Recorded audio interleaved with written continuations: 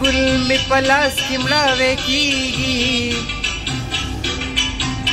प्रदे वतन दे जई चाहता उस पारवा द बारान नफस मौसम ये मजानाना चित समय नो ज समय मजानाना او د مینو زړونو حال نه دی خبر کم د نری باران سره خوږیږي واه واه او چرته چې ساز نه وي سندره نه وي هلته کې هیڅ د ژوند خبره نه وي. سلامونه ملګرو،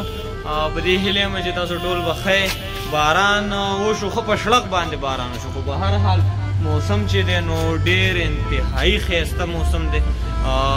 غواړم چې دا ځل د تابان نه په نوي انداز کې ټپې ریکارډ کړم او له تاسو سره په دې هیله شریکې کړم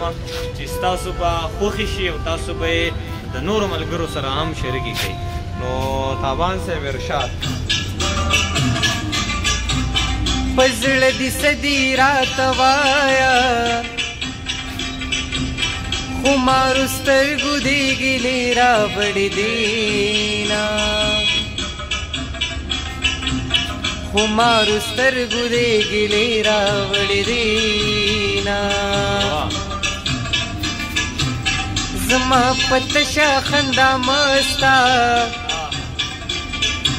ایک غاړه درکم لیونې بشي میانا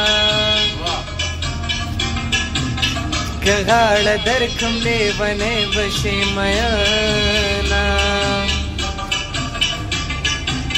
گل می پلاس کی مړاوې کیږي پردې وطن دې زئی چاته اوس پاروا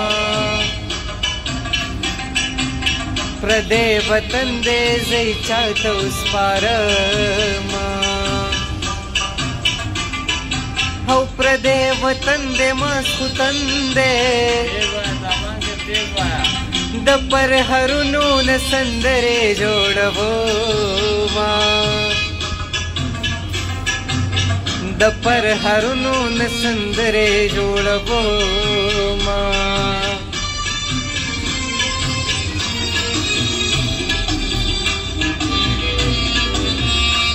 پیرونا راوړ بندې بندې چیو پیرونا جانان ویر لرازا چیو زنگونا جانان ویر لرازا چیو زنگونا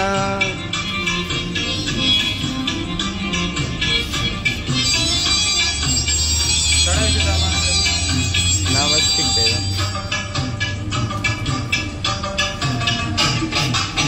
زما دی سر پکار دے یارا یہ ډېر پیسې خود اندوانو سروینا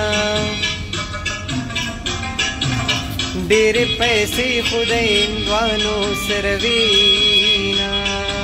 تا ما سر بې ننګې ولې ونه کړه وفا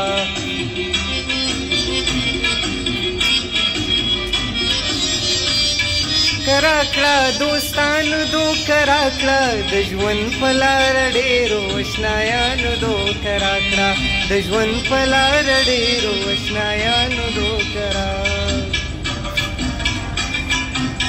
مسافر تشوي خوار زه شوم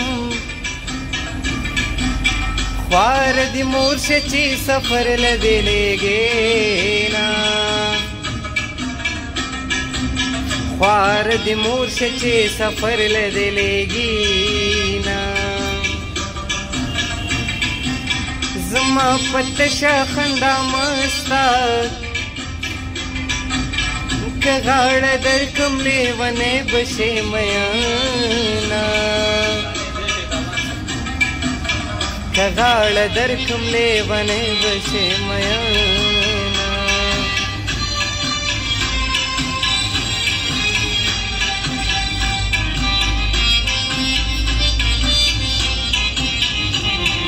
کم پلو بزما یارکم زلیونې د شپړشنا غمونو کړم یارکم کم پلو بزما یارکم کم پلو بزما یارکم